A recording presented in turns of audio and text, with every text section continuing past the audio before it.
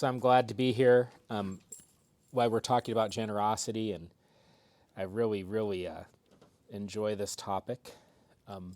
Today I want to talk. When I was doing research, I found all these materials on generosity, and go, wow, this is overwhelming. There's so much on Dana and Buddhism, just tons, more than I could look at. And I just found amazing resources by amazing people, and there's a reason for that.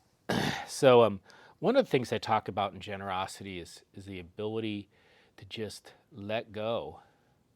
That was a big topic in generosity.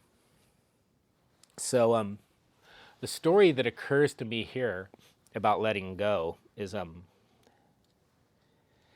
when people wanted to get free meat or find water, they could trap monkeys in the Kalahari. And how they would do that is they would find a big hollowed out hard lump of mud. It's almost so hard it's almost like a rock. And they'd make it really big in the middle, but it was only like big enough just barely to get your hand through, right? And then they'd put rock salt in there, right? And the monkey would run up, seeing that rock salt was in there, right? Reach in his hand, thinking he's going to steal this rock salt, and just grab a hold of that rock salt. But the minute he makes a fist with that rock salt in the hand, he can't pull his hand out. So these people wanted either meat or wanted the monkey to lead them to water.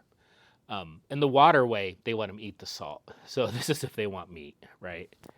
Grabs the salt, can't pull his hand out. And then they just come up and grab him because he won't let go of the salt. So it's the idea that sometimes, there have been times in my life where there's something like salt, and I think addiction's kind of that way. We just don't let go of it. We just keep holding on to it. Maybe we can not do it to the point where it's a himsa, where it's bad for us. And I know I've definitely been down that bargaining, like maybe I can just have this be a pastime and not an obsession, right? It's definitely runs into that realm. One thing I'd read is with a lot of traditions, generosity is the beginning of spiritual awakening. If you go to learn with the Thai forest Buddhist, a lot of people have heard of that tradition. There's 3 things you learn in order to practice. And the first thing you learn is generosity. Learning to be generous with everybody. First thing before you do anything else. The second thing you learn is morality. That's, the Eightfold Path, how to have those behaviors that won't take away from our ability to be mindful. And the third thing is concentration or mindfulness. And I know I didn't learn Buddhism that way. I learned concentration and mindfulness first, and then I heard that there was morality and generosity as part of it later on. But at some places, and I'm not saying all, but at least for that tradition, and a few others I'd read about actually, that's how it starts. It starts with generosity. And I think generosity is an amazing way to be with people. I can look at people I disagree with, and one thing I've learned from some very, very wise people in this room here is how to be generous with people I'm pretty certain are wrong. There's a honking car outside, and I let it really disrupt my flow of thought. And for people in here, thank you, is how to be curious. So I can be very, very judgmental about people who have very different opinions from me, and some of them I'm very, very convinced they're wrong, right? Doesn't mean they are wrong. It just means I'm convinced they're wrong. I'm sure there's many things I'm convinced on that I'm wrong about. I know it's highly unlikely that I am right about everything. I think it's highly unlikely that anybody is right about everything. But if I look at them with curiosity and try to identify what their motives really are, even if I think they're misguided, I have more of a means of being generous with them in my view of them. And again, that doesn't excuse things that, I I think would be morally wrong. You know, the second thing after generosity is morality. But at least I can understand where they're coming from. And I've managed to do that with many people our society judges for the most part. People who have drug addiction problems, mental health problems, homeless people. And I struggle doing that with people who have positions of power. I tend to be a rebel. I want to knock all those guys out. It's just my personality. And and so those are the folks I need to be curious with. How do I extend generosity? And to me, it comes down to meta, wishing goodwill upon them. And I can wish goodwill upon them to where I wish the highest good happens for them, understanding that I don't necessarily know what that highest good is. So I can say that I hope that you know the truth, that you know true happiness, that you know true compassion, and that I know these things too. And if I wish this upon someone else, then we're all better off. If this is someone I hate or who's awful, well, if they learn true compassion and true understanding and the right way of doing things, then we're all better off, whether it agrees with me or not. And if they are doing the absolute right thing, then I'm hoping that they just continue doing the right thing, even though I think they're wrong. Again, I'll say I don't think that's the case. What's wild is to do generosity in that way for me, beyond curiosity, involves me letting go of what I think is absolutely the truth. And again, I can wish those things for me because I know there are many things I'm wrong about. Just scientifically, statistically, I just can't be right about everything. I want to be right about everything, but I can't.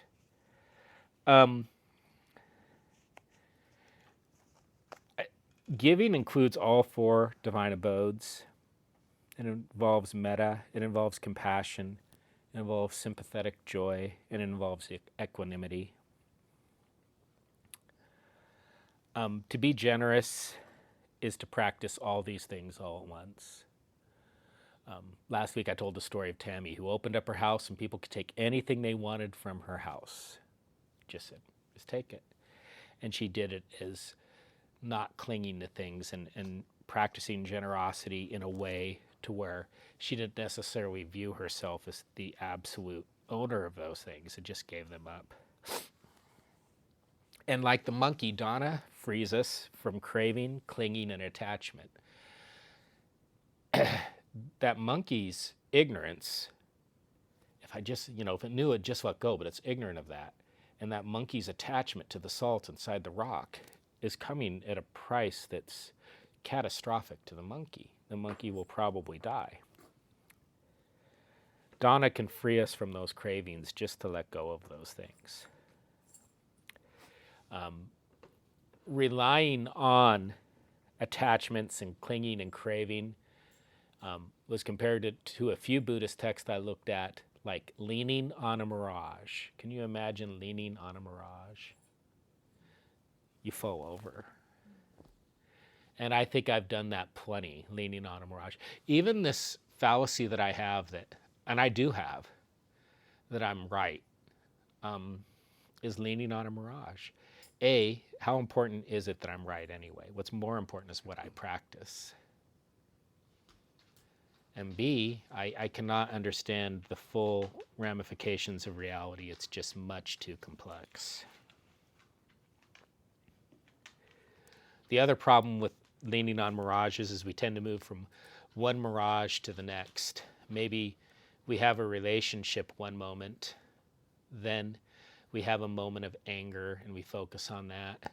Then we have a moment of craving, and then we act out on the craving, so we have a moment of using, and then we feel guilt and shame about using, and that'll lead us to other things, the past, the future, fear and regret. The illusions continue. And in generosity, that feeling of giving, we can escape that.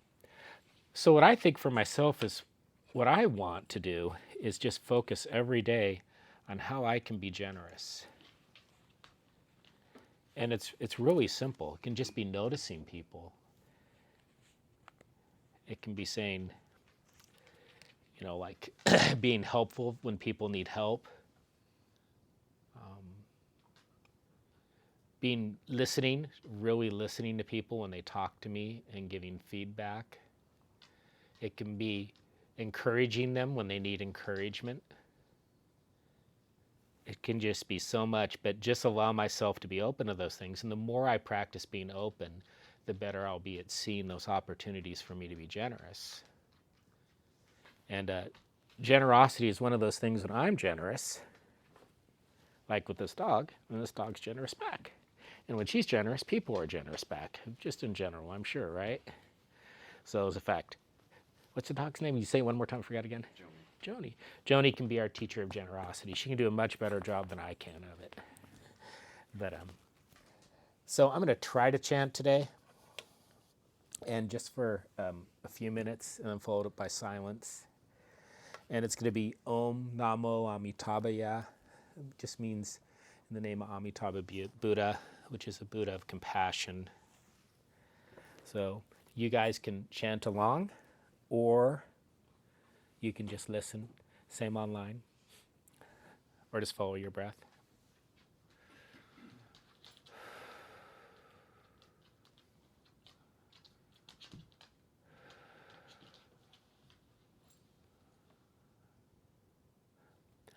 Om Namo Amitabhaya, Buddhaya, Dharmaya, Sanghaya.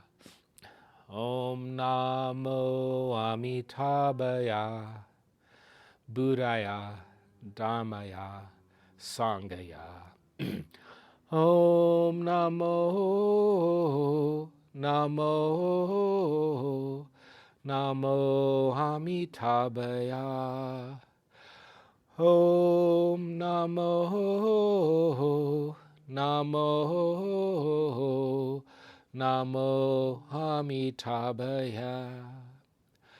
Om Namo Amitabhaya, Buddhaya, Dharmaya, Sanghaya. Om Namo Amitabhaya, Buddhaya, Dharmaya, Sanghaya. Om Namo, Namo, Namo Amitabhaya. Om Namo, Namo, Namo Amitabhaya. Om Namo Amitabhaya, Buddhaya, Dharmaya, Sanghaya. Om Namo Amitabhaya, Buddhaya, Dharmaya, Sanghaya. Om Namo, Namo,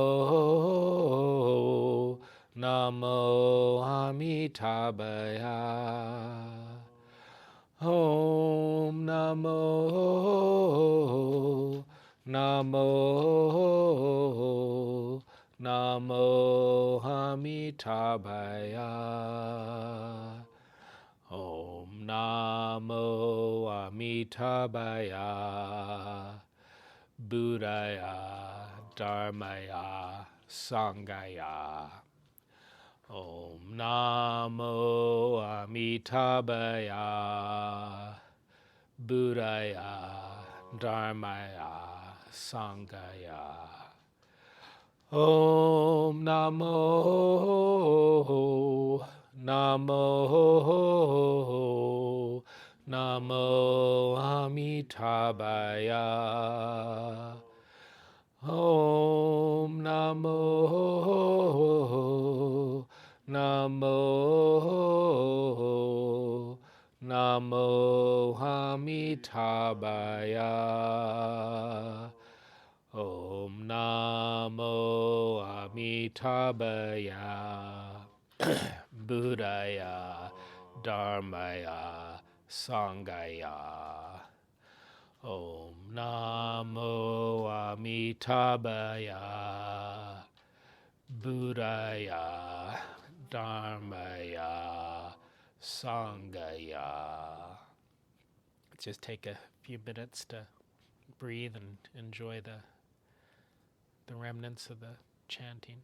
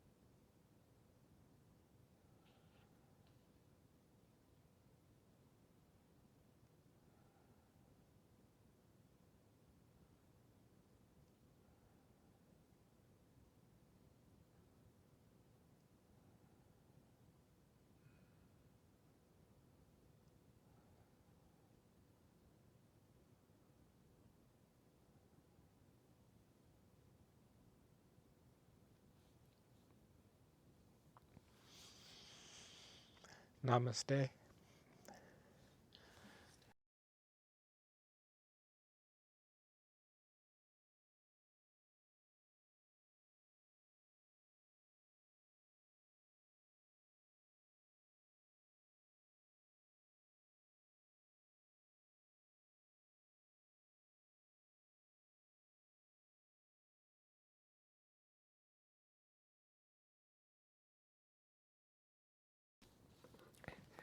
It's been great being here this night. Thank you guys. You lifted my spirits. I think I just been a little down just because of millions of different things, and but that's okay. I'm okay with being that. But I feel up right now. I feel glad I'll go home and go to sleep. And so right now, our dedication to merit. May we be happy and peaceful. May we be healthy and strong. May we be safe and protected. May we live with ease. Namaste.